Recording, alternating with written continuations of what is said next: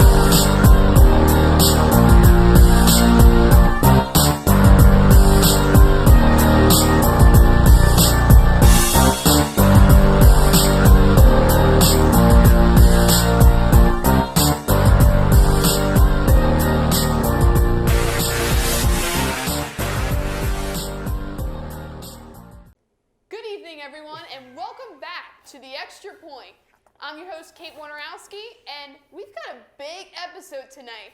We've got back 3 panelists tonight. Woohoo! Yes! It's a trio! Yes! Woo! Throw the threes up. Let's go. We've got Pierson Wylie, Nick McElveen, and John West. Guys, welcome back. This is the first time since February of 2020 we've had a panel of 3. This is crazy, and I'm so excited. And tonight, we've got a lot to talk about. So let's get right into it. Let's start with some college football. Man, oh man, have we had a crazy week with college football and college football news. So let's start with some pick'ems for this weekend. It's conference championship weekend. We're going to start with the Pac12 matchup. We've got number 10 Oregon versus number 17 Utah. It's a Friday night game. Who do you have taking home the Pac12 championship? Well, I'll start this off. I think Utah's going to win the rematch. Personally, there's one reason why. I don't think Mario Cristobal's going to be the head coach of Oregon much longer. Rumor has it Manny Diaz is on the out at Miami, and one of the leading contenders and the man who's most interested in the job is not named Lane Kiffin, is Mario Cristobal. And you could tell definitely during his interview a couple weeks ago when they played Utah, something was up at the halftime period. He wasn't upset. He wasn't disappointed. He wasn't worried about them losing their playoff chances, even though they're getting the doors blown off them. Something's going on. And I really think it's Mario Cristobal having that hidden inside knowledge that he most likely will be the next head coach of the Miami Hurricanes. So I think he's going to get distracted. I just think injuries have piled up too for Oregon as the year's gone on. I think I've got Utah winning the matchup and winning the Pac-12 title, delivering that finally to Kyle Whittingham and his staff. Mine's going to be short and sweet. I'm going to go with Oregon simply because they did lose 38-7 to Utah, and I think they'll come out more motivated in this game to, flip the script, because anytime that you let a team beat you like that and then you had an opportunity to play them again, you're going to come out more motivated. So I'm going to go with Oregon. I'm going to go with Oregon as well. I think that when you get rematches of a game that's been like a couple of weeks, I think usually the team that's lost has the most to benefit from that time. And I just think back and I look at how that game got out of hand. It got out of hand quickly. So I think that Oregon had to abandon their running game more than they wanted to. And I think that Anthony Brown will not have as much on his shoulders this game. I think they're going to look to establish the run with Dye. And I think that Anthony Brown, he's not going to throw in 35 passes and complete only a little under 50% of his passes. I trust that Anthony Brown's going to be more in the 25 range, which I think is more of a sweet spot for them. I believe that they're going to run for over 100 yards, maybe even 150 on the ground, and I think that'll help them get this game a little bit closer than it was at Utah. And I think that also being in Utah had an impact on the game. This being at a neutral site, I think that Oregon is the much more talented team. I think they're the overall better team, so I'm rolling with Oregon.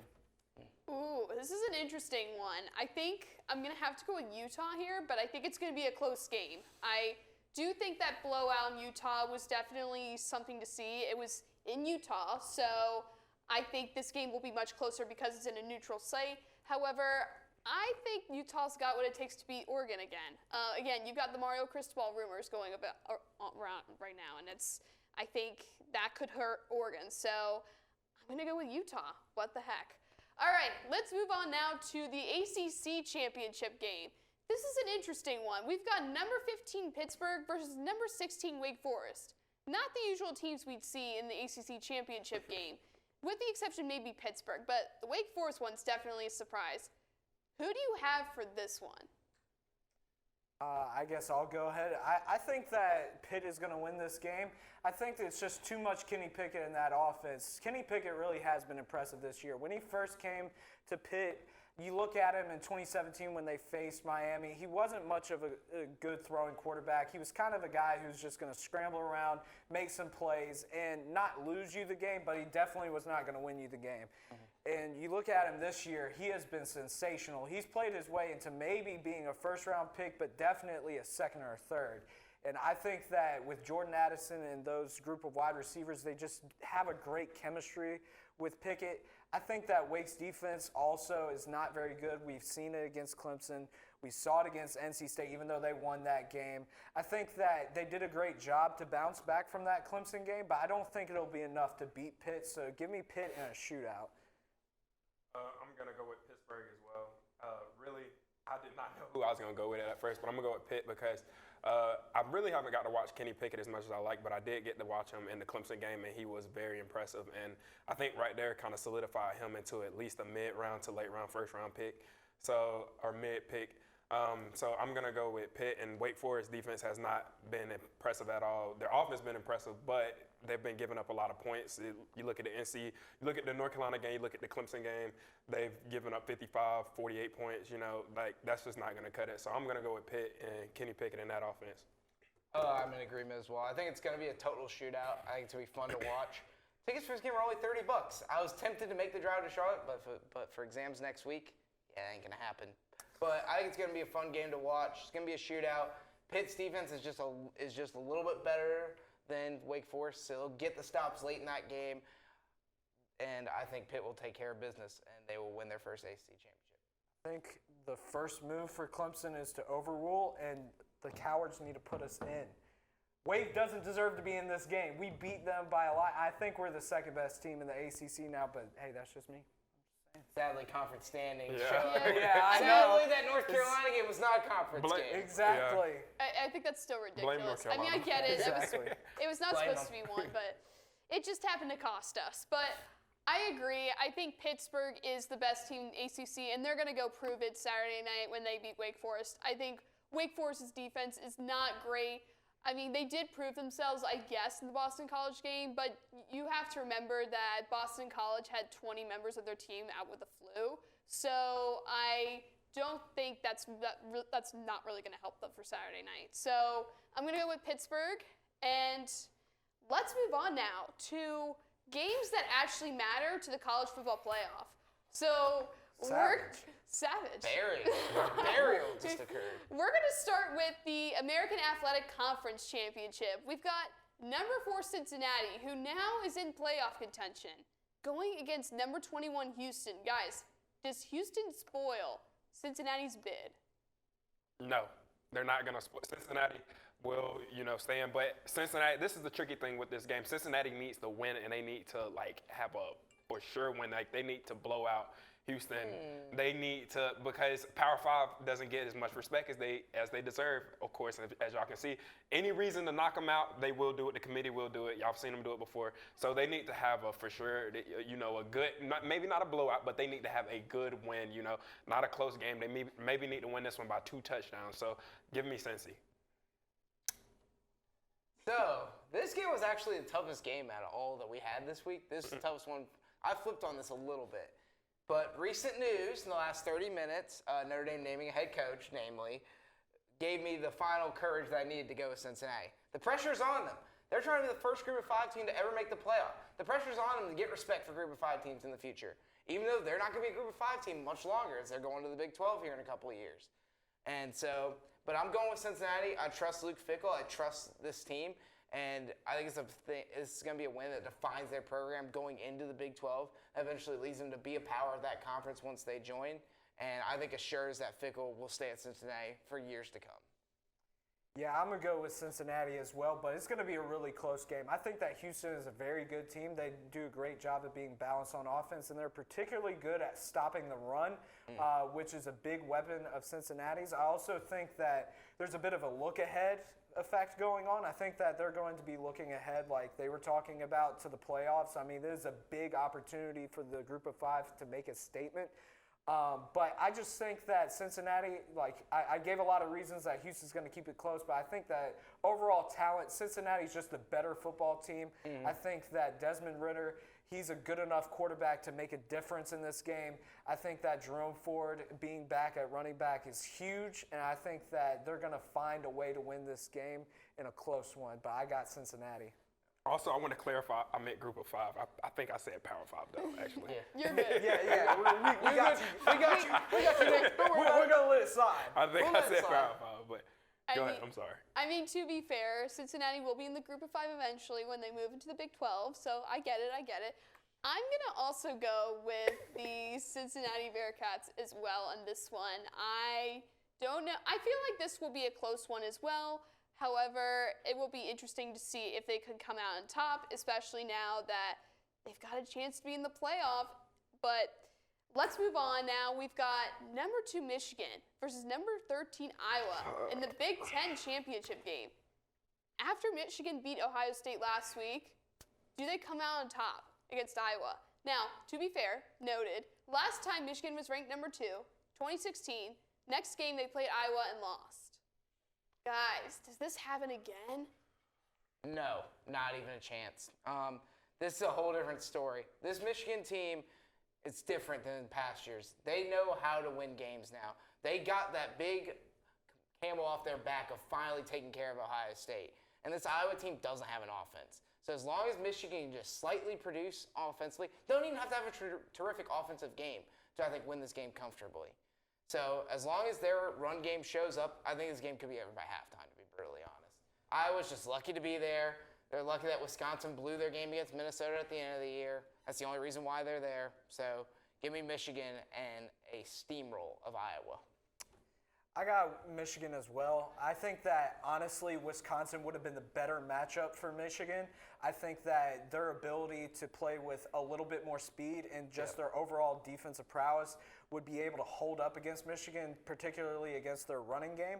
But with Iowa, I mean, me and him have been talking about it all year. Iowa needs turnovers to win football games, and it's hard for them to do that when they're not going to be able to stop this Michigan running game. I mean, we saw it against Ohio State, but we've even seen it all year with Michigan. They have a nasty offensive line.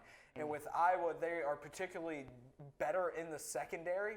But I just don't think they're really going to put a bunch of pressure on Michigan to throw the football. I think that Haskins and I think that Corum. I think that Corum and crew, they're just going to do a better job at running the football. I think this game, like he said, will get out of hand. I think that Michigan wins it pulling away. I'm going to go with Michigan as well, but I'm scared for the reason. I'm scared that it's the same thing. Like they've talked about it and said, you know, they finally got that camel off their back. But I'm just scared of the same thing, especially after a big win like that over Ohio State. You know, that hype. They haven't beat them in a while. And Michigan has been in this situation before where they're ranked in the top, you know, 5 to 7, and they have had the opportunities to solidify themselves into the college football playoff game, and they blew it. So that's why I'm scared for that reason. And Iowa is known for beating top 5 teams a lot. They did it a lot throughout. If you look back at their games, they did it at Ohio State. They did it a ton. But I'm going to go with Michigan, and I'm hoping that, you know, Jim Harbaugh can, you know, pull that out and get to the college football playoff for the first time. So I'm going to put my trust in them, but I am a little bit nervous about it. Most of their upsets, though, we do have to see, like, it was at Iowa. I think that plays a big factor. They have a really good home game environment. No, you're right. And Nick's right as well. Michigan had a chance to solidify their place in the playoff going into East Lansing, and they blew it. And fortunately, they're lucky to have the chance again to go into the playoff, but my goodness. I mean, they could blow it on Saturday night, but I'm going to go with Michigan over Iowa in a close one as well. It's conference championship. I know Michigan will be hyped about that. At least they've got something to play for here. like last week, so I'm going to go with Michigan in this one. All right, moving on to the Big 12 Championship. We've got number 9 Baylor versus number 5 Oklahoma State. Oklahoma State right now has got leverage because if they beat Baylor, they possibly could jump Cincinnati in the college football playoff rankings. Now, we'll get into that later, but does Oklahoma State win this, or does Baylor take it home? I think Baylor takes this one. I'm taking them in the upset. I think that we look at the game that they played earlier this year, where it was 24-14. You look at that game, Oklahoma State threw 3 interceptions with Spencer Sanders. I think that Baylor does a great job on defense of stopping him again this game. I think that, you look at the stats. I mean, Jalen Warren had 36 carries that game, and he only had about 124 yards. I think that they're going to put more of the game on Spencer Sanders. I think with Buchanan and all of their weapons, they're going to be able to run the football against Oklahoma State, which not many teams have been able to do that this year. We looked at Oklahoma. They weren't able to do it, but I do think Baylor will have success doing that. And I think that Oklahoma State also in that previous game, they were at home. And I think this being at a neutral site makes a difference. And so I trust that Dave Aranda is going to get his guys ready for this game. I just think that they're going to pull off the upset, and they're going to end up making the playoffs. Spoiler alert for our future topic, but I'm taking Baylor. Got it, Pierson. Go ahead. I'm going to disagree with everything on that. I'm going Oklahoma State. The main reason why he said that they were going to lose. I think Spencer Sanders is going to learn from his mistakes in that previous game against Baylor. I think Mike Gundy's got this team working, and they're going to right that wrong from what happened in 2012 when they should have made it to the national championship game but blew a big game at Iowa State to end the year. I think they're going to right that wrong, and they're going to seal their ticket to the college football playoff by taking care of Baylor in an emotional win in Dallas. I'm also going to have to agree with you. I'm sorry, John. I got to go with Oklahoma State because they have the more experience at quarterback, and they are more, well, I wouldn't say necessarily better, but, they have a great defense as well. And, that's just where I'm at with that. So I'm going to go with Oklahoma State. Yeah, I'm going to go with Oklahoma State as well. Same reasons you all said, quarterback and defense as well. I mean, they've been in a couple close games as well, and they've been able to win those. So I'm going to go with Oklahoma State to win the Big 12 championship. Now, let's move on to the final conference championship game here. We've got the SEC championship game. We've got number 1 Georgia versus number 3 Alabama. This might be the most consequential game of the weekend for the playoff. Who do you have for this one?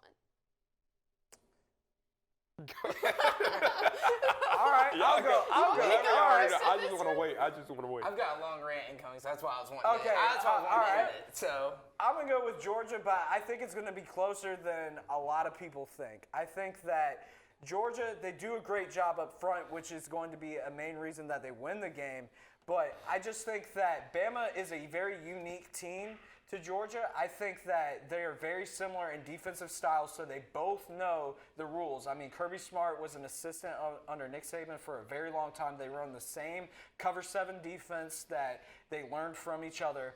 And I think that Bama will be able to take care of the Georgia secondary enough to keep it close. I think that Jamison Williams and John Mechie will make enough plays down the field to keep it close. But ultimately, I think Georgia wins this game because of that defensive front and Bama's lack of ability to block up front. Also, Brian Robinson looks like he's going to be out with a hamstring. It's a little bit iffy, but that's what I'm hearing right now is that he might be out. And if that's the case, I just think that Bama will have no ability to run the football. And what we've seen from Bill O'Brien is he doesn't even want to run the football. I mean, even against Auburn, he didn't even try. So I think that Bama keeps it close, but I think that Georgia makes enough plays on offense to separate, and I think that they're going to win a very close game. Give me Georgia. I'm going to go with Bama simply because of the coach. Nick Saban, I don't see him losing. I don't think he wants to lose another game to a former assistant this year after what happened down there at Texas A&M. So I'm going to go with Bama, and I think this will be a very close game, and this should be a very physical game between 2 SEC opponents. So give me Bama. I have Georgia winning it, but I have them steamrolling. I think this could get ugly. And the reason why, this is not the same Bama team of old. They don't have a swagger anymore. You saw that last week in Saban's post-game interview. most times when Saban wins a close game like that, he's more upset that they were in a close game. He was happy to have gotten out of Auburn with that win. Yes, I understand it's a rivalry game. Yes, I understand it's Auburn. But that Bama team, they have a lot of holes, specifically with their pass defense and with their O-line. And I think Georgia's D-line is going to eat alive Bryce Young that whole game. And I think it's just not going to be a good matchup for Bama. And I think Kirby Smart is finally going to get that revenge on Nick Saban for what happened in 2018 and blowing that national title game. So I think I've got Georgia big. Question, though. Do you think Stetson Bennett is a good enough quarterback to really exploit that Alabama defense? That's what I'm saying. Georgia is beatable. Like they I can mean, because we saw him against them last year in the 2020 game. He eventually just kept on turning the ball over. I don't know if it'll be Stetson Bennett. I think JT might get. I think it could be JT going into this game. I would, if I were them, I would start JT. No, I would start JT too. I would easily start JT. Yeah, I've been saying that for a long time. I've been saying that for a while. I don't think it's because of Stetson Bennett why they're going to win. I think it's just Bama's got too many holes. I think they're going to struggle offensively. I don't think it's going to be a high-scoring game from Georgia. I think at most Georgia probably scores 28 points, but I just don't think Bama's going to score. I think Bama's going to struggle to score because I think Bryce Young's going to have no time to throw. And I think the big thing that's going to happen is watch for it to be like the Clemson game where Georgia gets a defensive touchdown too. I think that is very viable. I don't think the Georgia offense may be the deciding factor, but I think that Georgia front seven is going to make life miserable for Bryce Young all day. Yeah, I agree with you on that. I've got Georgia by 14 on this one. I don't think it will be a steamroll like Pierson says, but I also don't think it will be as close as everyone else thinks it will be either. I think, again, Georgia's defense is just elite, and the problem is you've got Alabama's offensive line who's just been struggling the whole year. And the thing is, they're basically making arguments for Bryce Young to be Heisman winner when I watch him, and all I see is that O-line that struggles to keep him afloat. So I've got Georgia in this one by 14. All right, let's move on now. Guys, who do you have in your college football playoff? Who are your 4 teams? All right, I will start this. Number 1, Georgia. Number 2, Michigan. Number 3, Cincinnati. And number 4, Oklahoma State. That's my top 4. I have it's the exact same thing for me, by the way. With Bama at number 5 after getting embarrassed by Georgia, and then I would have Ohio State over Notre Dame at 6. Yeah, I have the same top 3, but I obviously picking Baylor over Oklahoma State. I think they're going to be the 4th team. Yeah. I don't know. Make your picks. Be definitive. Considering that I just picked Bama, I have to put Bama in there because if they do win this game, they get in. So I'm just going to pick no specific order. I'm going to go Bama, Georgia, Michigan, and Oklahoma State. All right then. All right. Interesting. No Cincinnati. Wow. No undefeated Cincinnati. Hold up. I didn't. Why no Cincinnati? Oh. You think they're going to get John? I don't know, Stick man. to it. Die on the ledge. Group of 5. Yeah, damn it. Okay, this is the year that Group of 5 gets in. So forget Oklahoma State. Give me Cincinnati. I want to see Cincinnati. Okay. I really want to see I love how Cincinnati. we swayed him on that. Wow. Exactly. No, I really forgot. I just couldn't make up my mind. Courage of conviction. It is time. Let the Group of 5 have an opportunity. Yes, and the reason please. why I put them at 3 is because I think they might have a better chance of surviving a semifinal game if they're at 3 than at 4. I think they might get murdered by Georgia. Well, I think that's what the playoff committee would probably do is they want that better matchup for the viewers. I hope so. I'm thinking, it would but make like, sense. it makes sense to put Cincinnati in because, like, I think if you put Cincinnati in, they got that whole underdog rolling for them, and people like that. So, Although, Cincy, they got a revenge aspect against Georgia. They do. They should have won that game last year. But in the that bowl also game, was so, with I a mean, bunch of Georgia opt-outs. Well, so Cincinnati, they lost 2 All-Americans as well when they Yeah. played that game. So, I mean, and if they probably had those 2 All-Americans, they probably would have beaten them, to be frank. but let me say this: if Cincinnati gets in, I am rooting for Cincinnati. Oh, I am too. That's what I want right We're there. rooting for That's what I Cincinnati if want they right get it. there. That'd be great. I am a Michigan and Cincinnati fan in the playoff. That's what I'm pulling for. Yeah, I agree. All right, let's get ready to do some hashtags. So we're going to start with our hashtag game. And my, oh my, do we have a lot of good stuff for you guys.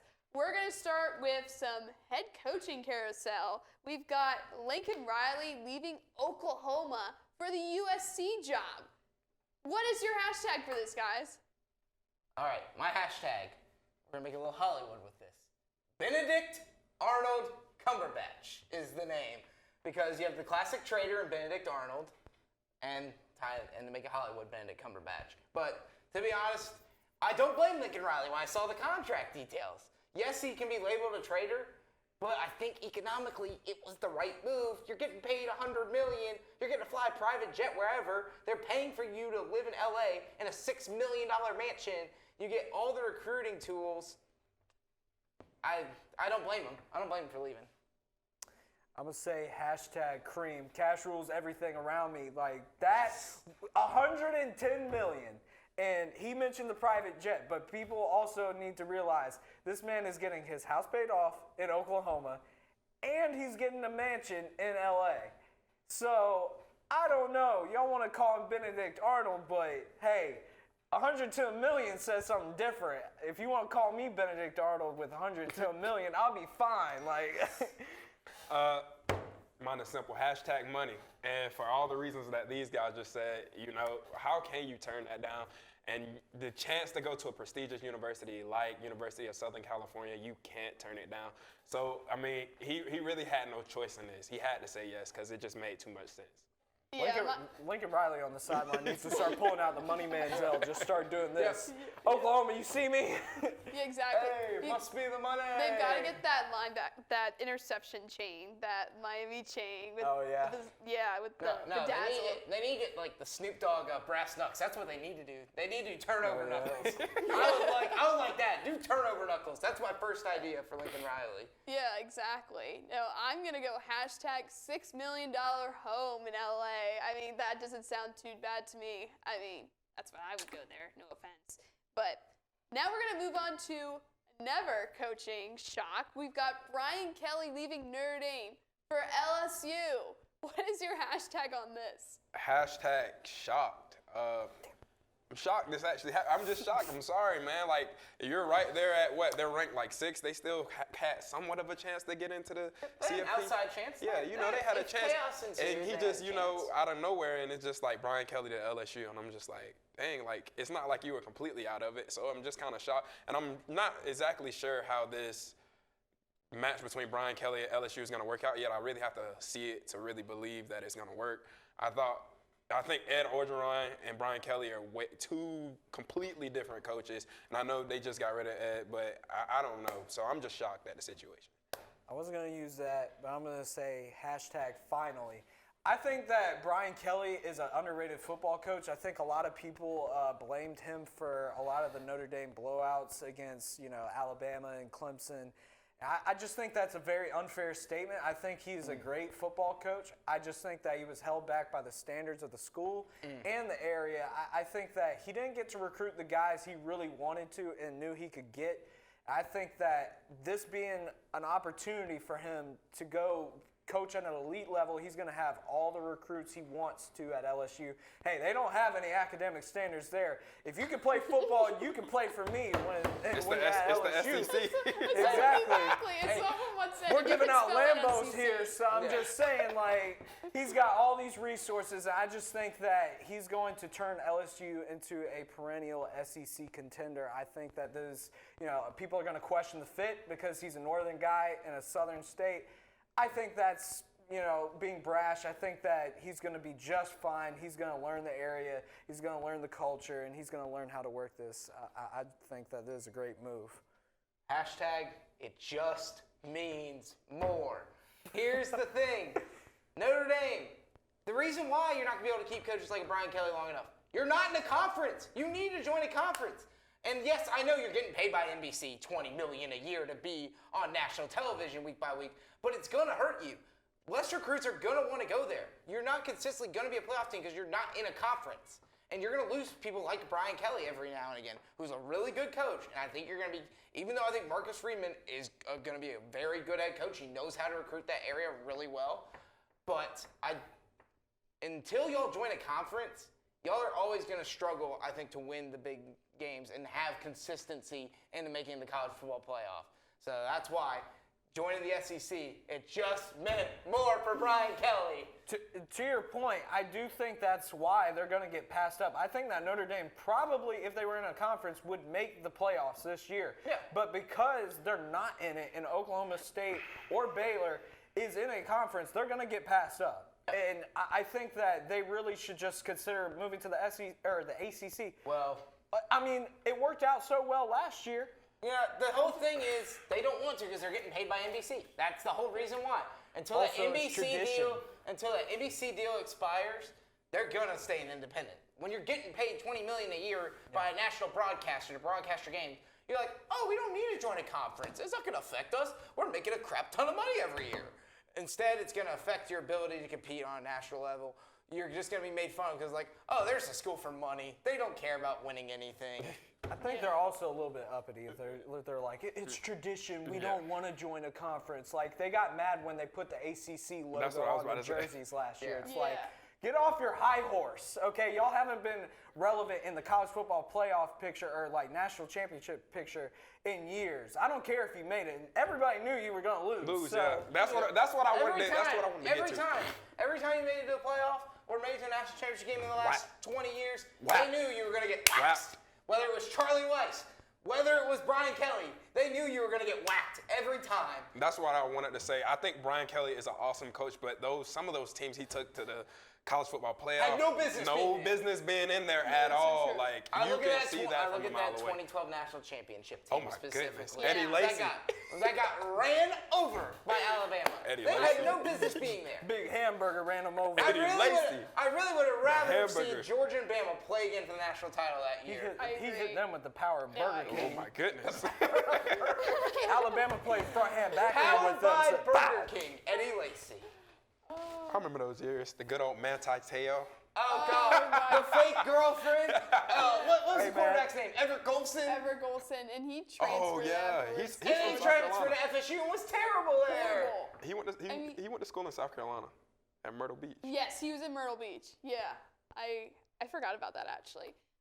My hashtag for this would be #Irish Goodbye because that's quite literally what he did. He went off and didn't really tell anyone about it, which typical Brian Kelly in that way. But it'll be interesting to see what happens with that. I honestly think it's good for Notre Dame that he's gone. I think he probably wasn't going to get them to national championship level because of recruiting, which you guys are absolutely right about. However, it'll be interesting to see if they actually promote this guy, Marcus Freeman. Apparently they are, but it's not official yet because he is doing impeccably well with recruiting. But you guys are absolutely right. The thing that is holding Notre Dame back is that they're not in a conference. They should be in a conference because if they were, they'd probably be in the playoff right now over Cincinnati. Let's be honest. So it'll be interesting to see what happens with that move. But I don't know. And to my honest opinion, I don't think Brian Kelly's a good fit at LSU. I bet he lasts 2 to 3 years there. But well, when you're playing Nick Saban every year. I just want to ask you, how Brian are you Kelly how are you feeling though? Yeah, about Kate, it? how are you feeling? Like, how are you feeling? Well, as someone who has not really cared much about them the last couple of years, I'd say I really don't care. But my family's thrilled that he's gone.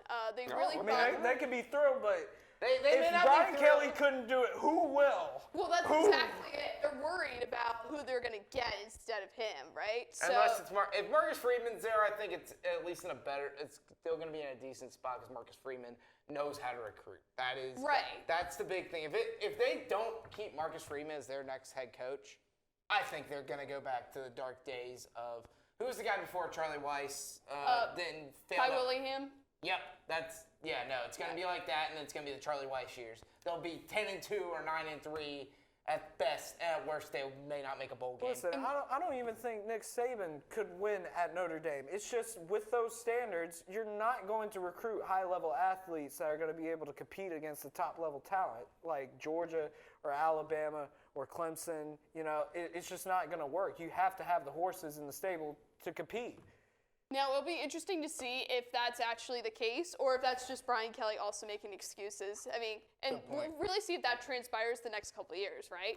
What a plot twist it would be if Notre Dame found a way to make the playoffs this year and then Marcus Freeman, as the interim, won a national championship. That's what I'm hoping for. Plot That's twist. literally what everyone is hoping for right now because they're all pissed at Kelly. The players are pissed at Kelly. Oh, And trust me, I've seen too many videos today of his exit interview and all the players just getting PO'd about it. I mean, Yeah.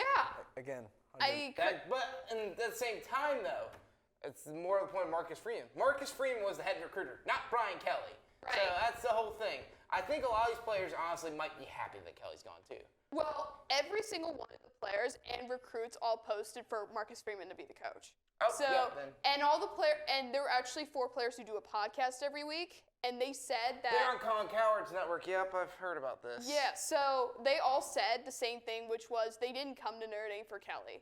And so that's why they're staying, because they're staying for Notre Dame and they want Freeman. They could care less about Kelly. So that's telling in my opinion. I think that's interesting, but I guess we can move on now from college football. Finally, after We were 45 on it, boy. minutes at most, we've moved on. Alrighty, let's move on to a painful topic for me right now. Max Scherzer joining my enemy, the Mets, for 3 years and $130 million. What's your hashtag for this?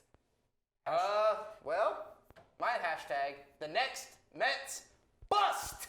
I just don't think it's going to work. I think at the end of the year, the big story with Max Scherzer was his arm is dead going into the postseason. And the issue with New York has been pitchers getting hurt. Jacob deGrom, who is the best pitcher in the league, quite easily when healthy, hasn't been hurt, has been injured the last 3 years for at least 60 games a year. I just don't think it's going to work. I think it's going to flop in their face. It's a classic Mets move where they spend a ton of money on someone who might end up being washed. And as much as I like Max Scherzer as a pitcher, I think he's going to try to be a bust in New York because it's just what happens to the Mets. It's the Mets. They bust on everything, and I love watching it as a Braves fan. It's beautiful.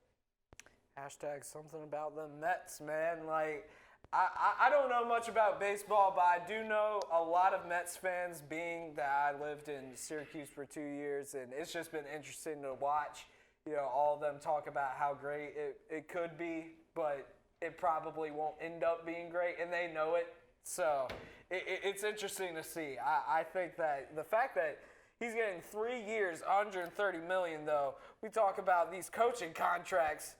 Everybody's getting money out here. Well, every top-tier MLB player's getting paid $30 to $40 million a year.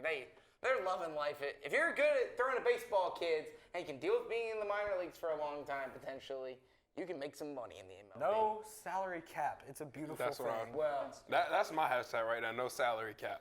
Make your money, man. I don't know much about baseball, but make your money. Hashtag no cap. No me cap. and Kate will No lead you on the baseball side of this. Yeah, that's true. That's very true. I could say hashtag cursed on this because it's going to the Mets. I will say, though, if he does get hurt, I will feel horrible for him because I do love Max Scherzer as a person. But, yeah, it's interesting he only signed for 3 years. I mean, that probably means he's going to retire with the Mets is probably my bet. But if he gets hurt, that's going to stink, especially for the Mets who just did that for themselves. So. Hey, if he gets hurt. Wow. If he gets hurt, listen to me. Wow. Bobby Bonilla 2.0! Wow. Wow. Yeah. Hold on, I have to call out the teleprompter. What are we doing with this? What is this? Hold on. No, James. No, I agreed with this. They literally stole my hashtag and put it on the teleprompter. Are you kidding me? I literally had We are hitting you with a copyright strike, sir. LeCovid was my hashtag. No. This is wrong. LeCovid was so right. What am I gonna name it now? Omnicron? What should I name it now? Omnicron. To be fair, Oh my gosh. do we want to talk about this next topic or not at this point? I was just gonna say get better. I was gonna take a positive light and be like, man, you need to get back. The Lakers suck. You gotta help them. But nah, we got LeCovid James here. Just like we had Disney. Like, GM. Like, what? How many times are you gonna change LeBron James' name? LaFlop? We gotta start calling. We got Crybaby. We're gonna start calling him LeJoe because he's a Joe Biden supporter. Like, what's going on here? Wow, we're getting political. All right. Yeah, Oh my political. gosh. We're getting political. I saw last night the hashtag for LeCovid, and I totally ignored it because I thought it had to do with something else other than LeBron James. So then when I saw that he tested positive, it immediately went to me. I was like, oh my goodness. So, hashtag LeCovid. All right. Do we want to move on to some NFL pick'ems? Yes. All right. Nick just Nick's doesn't been wanna- waiting for Nick this doesn't- one. I just, Nick Nick's doesn't want to suffered talk about He's his in Lakers. disgust. Well, he just doesn't want to talk You know, about his Lakers. That's really what he it catches everybody gets. I swear everybody's gonna get it once. Like vaccine or no vaccine, it's gonna come get you I eventually. mean, so. I mean, It's going to granted, come yeah. get you. It's going to reach his hand out. It's going to get you. it's It's gonna- going to grab it's my. gonna grab It's you. going to grab my hand, grab it. It's going to take you. Look, That's how COVID just is. listen to the name of the new strain, Omnicron. That sounds like an evil monster. Dude, he So, sounds I like an mean, Decepticon. That's what it sounds like. Exactly. It sounds like an Decepticon. Omnicron. I know you can't see, but our producers are going crazy in the back. Oh, they're loving it. Jonathan is loving this behind the computers.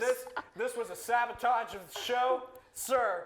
Oh my gosh. We've gone off the rails officially. We've gone off the rails. You know, it's fine. Okay, we can move on. NFL Nick, pick'ems. do Let's we- go. What we at? We at Chargers, Bengals. He's waiting to go for his Steelers. That's what. Listen, them Steelers are not doing good. Let's- all right, we'll bro. get to Like it. that's We'll get to it. depressing Let's start with right that there. first. You don't Ravens want to get to that. Steelers. Who do we have? Okay, let's go. With it. We're starting with it. Okay, Ravens Steelers. I am Who do going you with my guys have? Pittsburgh Steelers again. Okay? Well, that's not I'm biased going at with all. Pittsburgh.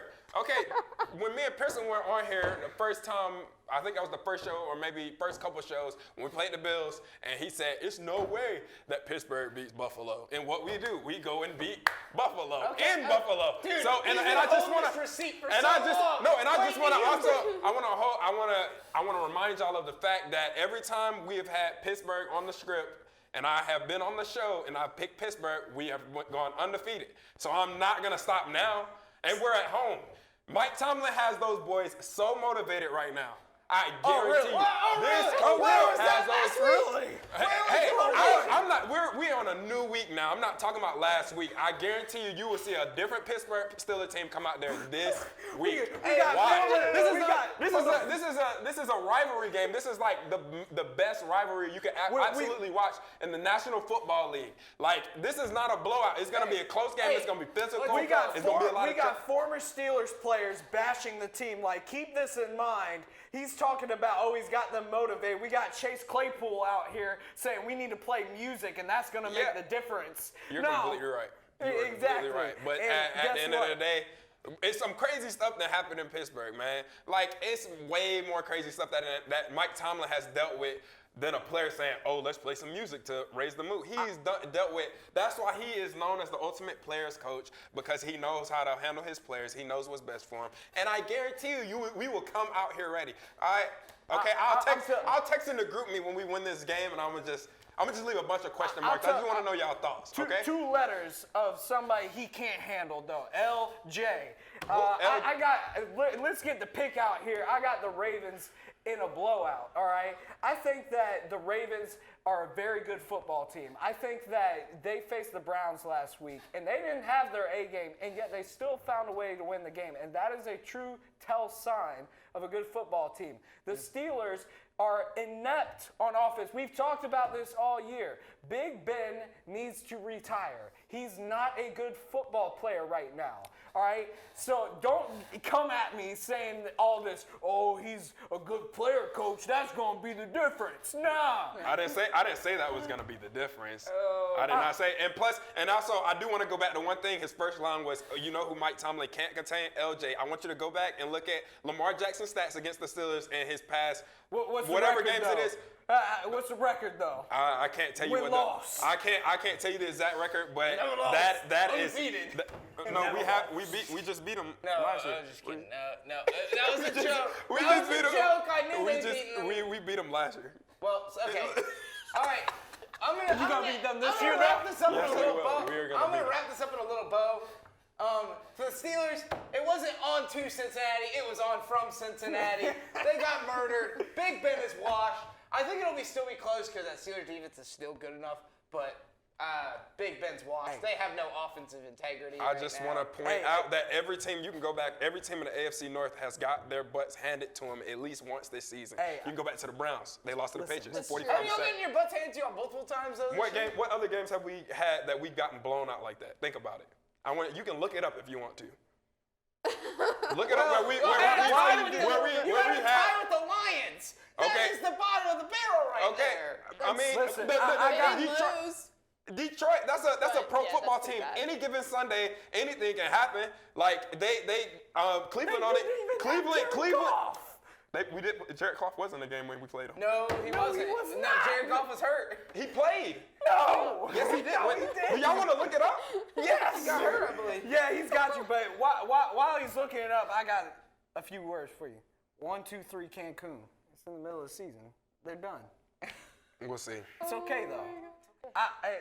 We got counselors here for you, bro. Isn't that this year? Is he not in the game? Is he not in the game? This is just shows you. They don't even know. Like, what are we doing here? They didn't even know. Oh, Jared Goff was hurt. No, he wasn't. He played. He played hurt, but he was in the game. I'll take that back. I remembered how it through my Yeah, but I'm not. That's not what we're talking about here. here. Lamar Jackson definitely is better than Jared Goff, and I have a ton of respect for Lamar, and I think Lamar is a great quarterback, but he still has a lot of work. Is he better than Ben Roethlisberger? A better passer? No. Not a better passer? No. No. Come on. No. Bro. No. Not a better passer. You lied. Not a better passer. I'm not lying to myself. Right I'm now, being completely yes, honest. they He is can't not. throw the ball He can't throw a ball anymore. Go. He can't throw a ball. All right, He can let's still. move it. Let's move it on. His arm may not be what it used to be, but Big Ben sure can throw. And did y'all not watch what Lamar did last game? He literally threw 3 picks in the first half. 3 picks in the first half, 4 total in the game. Right, Do he you threw have 4 Denzel interceptions. Ward? Denzel Ward. But I'm still going with the Ravens. Denzel Ward wasn't the only one. Ronnie Harrison. I don't even know. Denzel Ward probably caught one too, and then a couple is, other players. from the Rams last year, Johnson, whatever. John Johnson? John Okay, Johnson. look. There we go. It wasn't All all right, Denzel. let's move on. Yeah, let's move on. Yeah, I don't even know what to say anymore. No, I'm just kidding. This is beautiful. This is awesome. I love Dude, this. This is we're debate. back in the prime days. This is peak debate, all right? This is what we've missed. If you came without for having I'm three education, speechless and it's I love here. it. This is awesome. Okay, let's move on to the Chargers and Bengals. What we were originally going to get to first. Who do you have for this? Well, I'll start this one. Go ahead. I've got the Chargers winning. Close game. Battle of the two, I think, premier young quarterbacks in the league from the 2020 draft class. And as I said it leading up to that draft, here's how the game's going to go. Herbert is better than Burrow, and that's why the Chargers will beat the Bengals. I can definitely agree with you on that. Hey, I bro. can definitely agree with you I got on something to tell you, bro. I got the Bengals. that. Man, that's cool. That's cool. Go ahead. You can give your reasoning. That's Listen, fine. Pierson, I'm with you. the Chargers have been terrible at stopping the run, and Joe Mixon has lately been going off for the I'm Bengals. appreciative of it. I have the best fantasy running back duo in the league right now. I got Exactly. Jonathan Taylor and Joe Oh my Mixon. gosh, 53.4 like 2 weeks ago. Justin Nuts. Herbert, nobody's going to argue that Justin Herbert is not great, but I think that Joe Burrow, with the talent he has around him, Cincinnati's been one of the biggest surprises of this year. I mean, they've been a really good team, and I thought they weren't going to be very good this year. So the fact that they've done that, and Joe Burrow is making plays with Tyler Boyd and T. Higgins, and of all else, Jamar Chase, I just think they have too many weapons. I think they're going to win at home against the Chargers.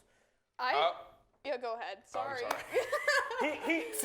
He's having trouble. I really don't know. The AFC North is Because getting wrapped this up. game, it's like it has implications for Pittsburgh because we've lost to both of these teams. Bengals swept us, of course. So it doesn't really matter at this point. It doesn't matter who wins. It doesn't really matter. Like maybe I guess it would be better for the Chargers to lose, but then again the Bengals I don't know. I'm just gonna go 50-50. Who's gonna win this game? The Chargers have a down week, and then they'll come back and have an offensive So say explosion. you going with the Chargers? I will go with the Chargers then. All right. All right. I'll There go we with the Bengals. I mean, that division, though, is crazy, I will admit. But I'm going to go with the Bengals on this one. I have more faith in Joe Burrow right now, so I'm going to go with him. Hey, I have a question. What's team versus Raiders? That's what it says in the The football team. football team. football That's what I team. thought. I'm just joking Are around with you you. going to disrespect my football team? The team. Come on. I feel Who's the team? I'm just wondering. Team. Next, we've got Washington football team. I need a mascot. Yeah, I know. They need to add one. Come on, this is crazy. But they've been playing some pretty good football for the past 3 weeks. I'm not going to lie about that. At the Raiders. Who do you have for this? Raiders. Wow, thank you. That's it. No, I'm joking. You said that with spite. The You got Raiders. hate in your No, I heart. don't got hate in my heart. The only reason why I'm really picking the Raiders is because they're at home, and I'm hoping they have a better home showing than they did against Cincinnati. So that's it really. And Derek Carr, he's been playing some awesome ball this year, and he needs to have another good game though against a good Washington team that should have been better earlier in the season, but really sucked a lot. So I'm gonna go with the Raiders. There we go, Raiders. Darren Waller's gonna kill. Yeah. I'm going with the football team. I think that I almost said Tyler. I've been watching too much Undisputed. Taylor Heineke, he's been a really good player this year. I think that he's done enough to keep possession of the football, and I think they run the ball well enough to keep it away from teams' hands. I mean, you look at the Buccaneers game. I mean, they just played keep away the entire time. Tom Brady barely had the football, and then you look at the Seattle game. They did the exact same thing. So I think we're starting to see a trend here.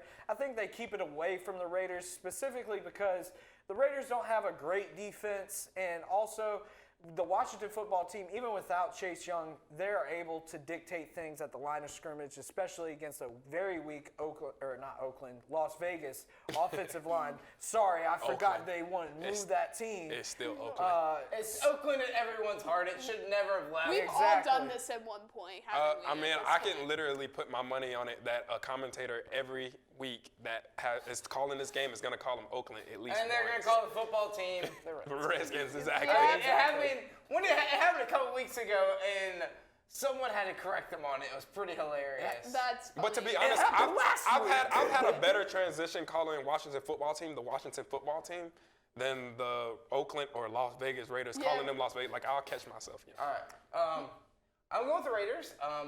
Even the football team has played their best football coming into this game. I think the Raiders, coming off that win against Dallas on Thanksgiving, even though, yes, we can argue the refs were awful that game. I think we all can agree on that. Refs love throwing their flags, like being the center of attention on Thanksgiving. It was a little generous, but you can see it, man. Yeah. Anthony I mean, Brown. that man was Isn't that- yanking. He said, sorry.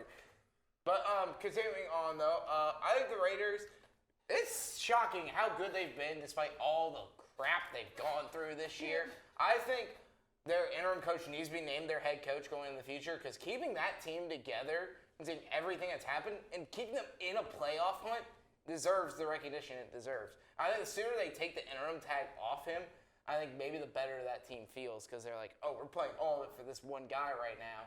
If they knew he's their head coach going in the future, that's going to make everyone happier, I think, around the organization. Also, one more thing I would like to add. I think that the Las Vegas Raiders pickup of Deshaun Jackson was key, especially after they lost Henry Ruggs, and when they were in that transition when Ruggs was out and they didn't quite have Jackson yet, they struggled a lot. And then you saw what they needed that deep ball threat. So that's all I'm gonna say. Yeah. It pains me to say this, but I'm going to go with the Raiders, too. I love my team. I have faith in them, but I don't have that much faith in them to win 4 games in a row, especially with the gauntlet of a schedule they kind of had. But I'm going to go with the Raiders in this one as well. All right, we're going to move on to our last pick of the night, the Patriots at the Bills. Monday Night Football. Who do you have for this?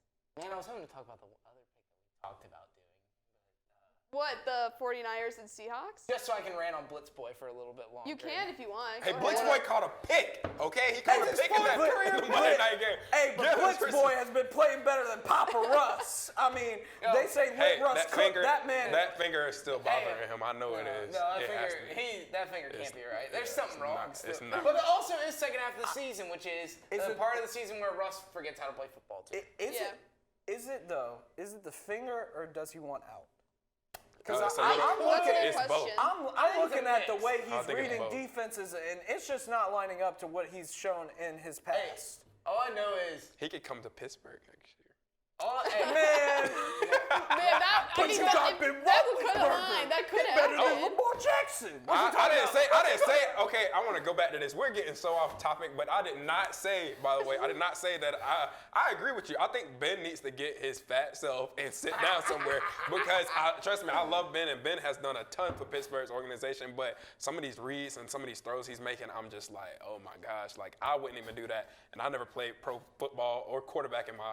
Well, I played quarterback once, but I just wouldn't. Bro, you see the people in the back, they can run faster than Ben Roethlisberger. You're probably right. I would put my money on everybody in here right now to beat Ben Roethlisberger in a race. No joke. Listen, we gonna track their 40. We're gonna compare it. All right? Ben is an old lineman playing quarterback. That's what he is. No, but continuing on, you know who's probably right now should be a man that gets paid more than he does, and even though people hate him, give Joe Douglas all the money. Back the Brinks truck up, because now he has 2 top 5 picks in next year's draft to try and fix the Jets off of the Blitz Boy trade. But yeah, that's all I want to say about Blitz Boy. I think 49ers would kill them. Okay, we can go. I'm sorry, Kate. No, you're good. Let's You're go good. ahead and get to that. No, that's fine. Let's go with the Patriots and Bills. Who do you guys have? Ooh. Monday Night Football. I'll start this one. Even though Mac Jones has been amazing this year, I think Josh Allen is going to remind people why he was a preseason MVP candidate in prime time in the big spot. And plus, it's in Buffalo. Bills Mafia is going to be out loud and proud. So I've got the Bills. Tight game. And yeah, I've got the Bills. I got the Mac attack, man. I think that the Pats are going to win a close one. It's not necessarily all because of Mac. I think that he's done a great job to get the ball out of his hands and get it out quickly, which has helped cover up some flaws that are in the Pats offense. I think they've been very basic with their play calling just to make it easier on the rookie. But the big difference is the fact that the Patriots are playing amazing defense. I mean, they're playing with their hair on fire. Matthew Judon, I mean, they killed him when he was with the Ravens. I mean, all the Ravens fans hated him. He has been playing great for the Pats. J.C. Jackson, ever since last year, has been complete lockdown. He's been hawking the ball. Mr. Interception. Exactly. No, he has really been just finding a way to get the football in his hands. You can take Trevon Diggs and you're going to take your Trevon Diggs. I'm sorry. I'm going to say this. Give me J.C. Jackson. Never mind. Anyway. Trayvon bites too much, but Trayvon gets burned too much. Trayvon is in the right place at the right time. He's a That's ball. all it is. Until he's not, and when he's not, he's burnt most of the time. Until he's But not. I'm not saying that he's not playing good. In the words of Shaquille O'Neal, he's barbecue chicken. He's not getting it. Exactly. He's barbecue chicken. But yeah, I got the Pats in a close one. I just think that the Bills, they just haven't looked the same that they were last year on offense. I think it's a myriad of things. I think that offensive line hasn't been playing as great. Josh Allen is certainly partially to blame. I think that, some injuries have really prevented them. Tre'Davious White, he's going to be out. He's on IR. So give me the Pats. Out for the year, yeah. I'm going to go with the Bills, and I think I think points are going to be so hard to come by in this game because I think both defenses are going to come ready to play. So it's going to come down to somebody has to make that one big play in order to, give their team the edge. And I think that'll be Buffalo. Buffalo really has not had a really, really good offensive performance this year. Even in their games, if you look at some of their scores, it's just like their defense was so good. I feel like Kansas City. Well, yeah, you're right. Kansas City game, that was 42 points against. Yeah, that was probably their best offensive game, and then maybe the Washington game, yeah. But they have not looked right on offense since they played Pittsburgh. I wonder why. I guess Pittsburgh. I guess we just messed them up that bad. Dawson Knox being out for a couple weeks, I think actually. Yeah.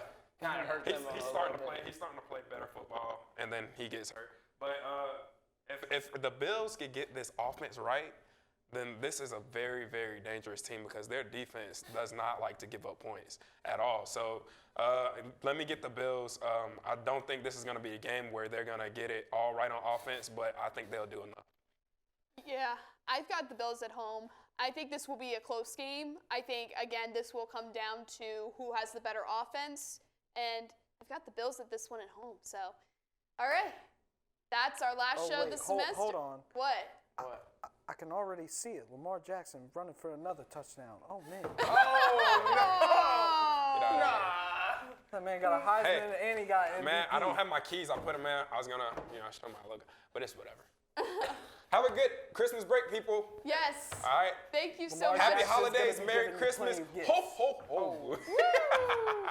Thanks all for tuning in, and until next time, we'll see you later on the next episode of The Extra Point. See you next year. See you next year. Bye.